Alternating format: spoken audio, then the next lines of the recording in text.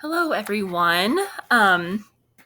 So today I wanted to take some time and just kind of give like a quick synopsis and really my main takeaways from a recent book that I read within a course that I took. And that book is this one right here called How Somatic Awareness Can Transform Your Body's Stress Response and Build Emotional Resilience. Unstressed, and it's by Dr.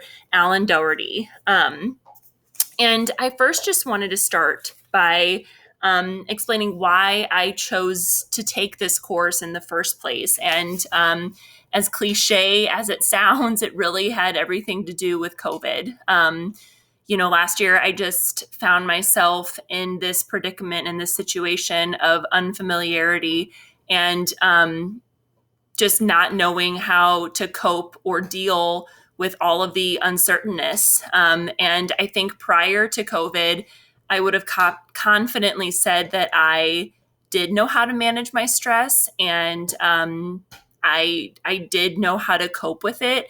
And once I was put into this situation of being stuck at home and among other things that were going on while being stuck at home, I found that I really didn't feel prepared to take on the stress that I was feeling. So that was a huge reason why I wanted to take this course in the first place. But I did have some goals in mind, which the course walked me through in the beginning as to what I wanted to accomplish after taking this course. And one of those goals was to walk away with at least two coping mechanisms, really simple, but at least two coping mechanisms for myself that I could use in my day-to-day experiences of stress. But I also wanted to feel more confident going into my conversations with students because that's a huge component of the conversations I have with students as a counselor. Are situations where these students are feeling very stressed, and COVID was again a big part of that for them. So I wanted to feel confident going into those conversations and being able to give them good guidance. So I can say, excuse me, I can say that I feel like I have reached those goals. I am walking away with having some tools that I can use and keep in mind that will not only help me alleviate moments of stress, but also prevent stressful moments from occurring in the future. And there are definitely tools that I plan on using with my students and encouraging them to use on their own as well. So before we get into those tools and how to use them, I did want to go over a few things that you do have to understand first about stress before you get to that step of actually being able to alleviate it. So there are two primary systems that control our emotions: the fear response system and then the calm and connection system.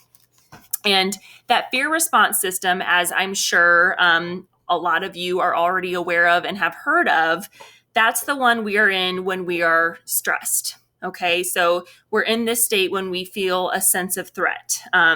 In that fear response system, cortisol is released, which is that stress hormone, and we are in a moment of emotional chaos.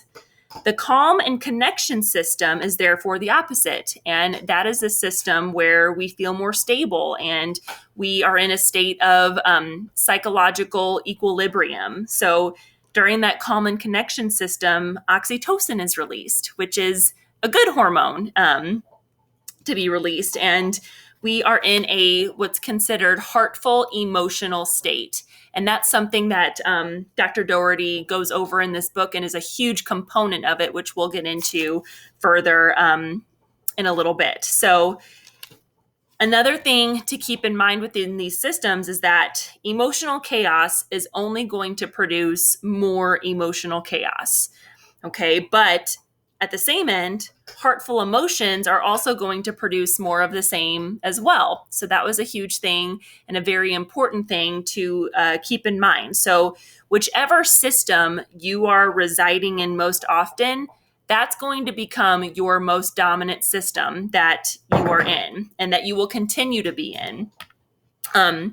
But the system that you do reside in has to do with what's called the spiral of becoming. And this was another big component that Dr. Doherty goes over. So, in this spiral of becoming, our experiences influence our perceptions and our interpretations of reality. And this is what drives our emotions, and it leaves a physiological imprint within us. Okay. And physiological meaning it's a bodily imprint within our system that we feel. And this imprint, this is what alters our future perceptions and interpretations. So we embody how we feel about what we are perceiving. Okay, the mind and the body are all interconnected.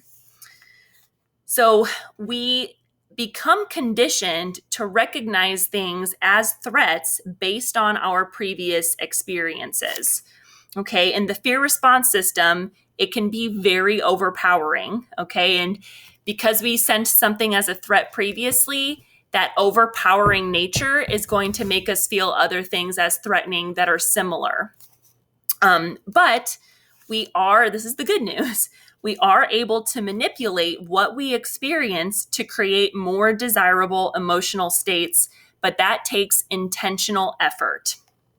Okay, so the common connection system, it can be maintained and it can replace that fear response system. The spiral of becoming, it can be either a downward spiral or an upward spiral. And with new experience, you can change your perceptions and therefore the physiological imprint within you.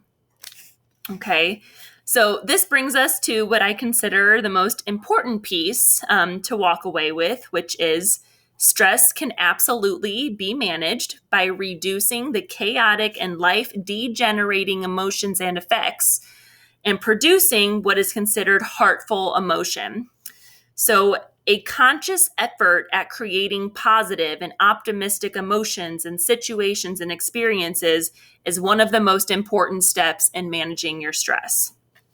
So it takes a combination of mindful awareness and heartful engagement, which again is a big piece of this process that Dr. Doherty goes over, to activate that calm and connection system.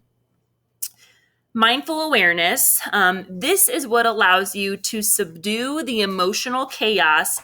And then by subduing that, you are able to heartfully engage. Mindful awareness and heartful engagement, they involve 4 steps. Okay, and so again, we are in the piece where we are managing the stress and we are getting into that calm and connection system. But those 4 steps are recognition, realization, replacement, and restoration. So recognize, release, replace, and restore. Mindful awareness, this is what's going to allow us to recognize and release that fear response system. So this was probably one of the biggest takeaways and something that really resonated with me, but the power of pause. Okay, and that's something that I believe Dr. Doherty came up with him or herself. But the power of pause, this is a practice that starts you off, okay? And it gets you through all of these steps, okay? Through these steps of recognizing and releasing and restoring and replacing and all of that. So the power of pause has a lot more to do with, I would say, the recognition step, but through the power of pause, you are simply pausing in your moment of reactivity. So you are in a stressful situation, you feel like you are reacting, that is when you are going to begin that pause. But you recognize your triggers and the physical responses or reactivity without actually reacting and responding. And that's the big important thing here. So the way the book put this, which can help you, is you're doing this as if you are an observer. So kind of from a third person point of view, and taking this sort of helicopter view of it. But you withhold evaluating those triggers and their significance. And this is what allows you to not succumb to their takeover, to that trigger and the faulty emotions that come from that. You're not succumbing to the takeover. The important thing is that you are recognizing your reactions and your responses, like I said, in a non-reactive way. Not only in a non-reactive way, but in a non-judgmental way as well. So the power of pause, it requires full presence in the moment to become aware and pay attention to those triggers and the typical reactions that you have from those triggers. And like I said, this was a really significant tool for me and is one that I definitely plan on implementing. For example, during fights with my boyfriend, frustrations with my dog. I don't know if you can hear, but he's in the background playing right now, and it's getting a little frustrating to me. So I may need to utilize this sooner rather than later. And when I'm feeling overwhelmed with work. And again, the beauty of the power of pause is that you can do it whenever, and it's simple. So once you recognize the triggers and your reactions, then you need to release the physical and mental tension of the emotions that you hold and you've built up from that experience. So one way to do this releasing is by writing about the present moment that you are in and whatever is coming to mind. This is going to allow your current emotions to emerge and you can let them go. You're writing them down on the paper and it's done. You're letting them go. Another way to do this is through progressive muscle relaxation. And this is where you are intentionally, that's a big word here, intentionally tightening and releasing designated muscles. And this is usually something that is directed, but you can certainly do it yourself. But this helps because of the connections between your body and your mind. So that somatic bodily release is going to help your mind release the tension that it is feeling as well. Okay. So after you have released that tension, then you have room within yourself to replace those degenerative emotions from the fear response system with heartful emotion. And this is when we move into the heartful engagement piece of the process. Okay. So you're replacing reactivity, the reactivity of your stress response, with heartful emotion. When you are engaging in heartful emotion, it needs to be authentic and intentional. And again, those are two big words. I know I've used intentional a lot, but authentic is another very important word here. It's a true transformation in body and mind. You can't just talk yourself into feeling a certain way, and there can't be any fakeness because your mind and your body, they know when something is not being truly felt. So for this transformation to take place, you need to identify what your heartful emotions are. These are emotions that are personal and unique to the individual, to you. That is how you are truly able to replace that stress response with these heartful emotions, because it's something that you want to feel. So again, what was influential for me in considering this particular step of replacing was literally writing down my generative emotional experiences, or what would be considered my heartful emotions. And then also writing down the degenerative ones. And what Dr. Doherty did is she walks you through what's called emotional charting, where you are writing down the generative and the degenerative emotions that you want to feel. Okay. And this is a helpful step for you as well, because in order for you to heartfully engage, you need to know what those emotions are that you want to feel in order to replace that fear response system.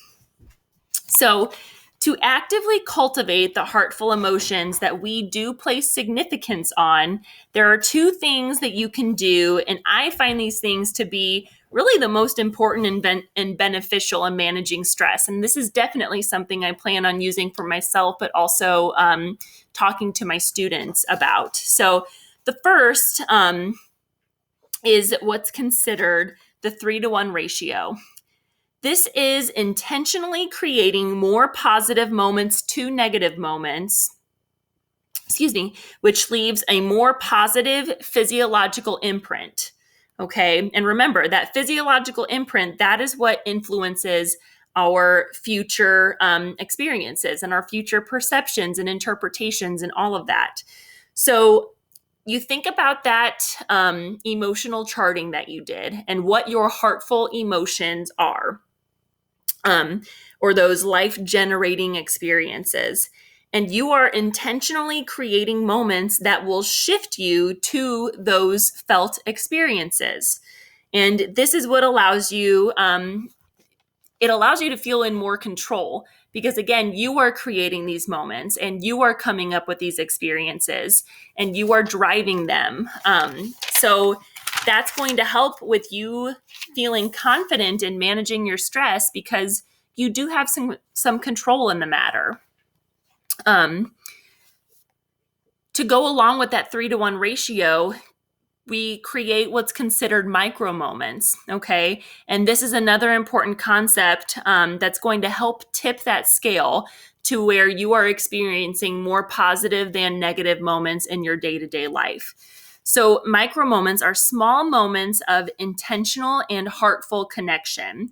So this could be as simple as creating moments where you are holding the door for someone, or you compliment someone on their outfit, or whatever else, or simply just smiling and saying, "How are you?" to a stranger. But these small moments are going to release oxytocin, which, again, if you'll remember, is a component of the calm and connection system. And it's releasing this oxytocin in consistent little spurts.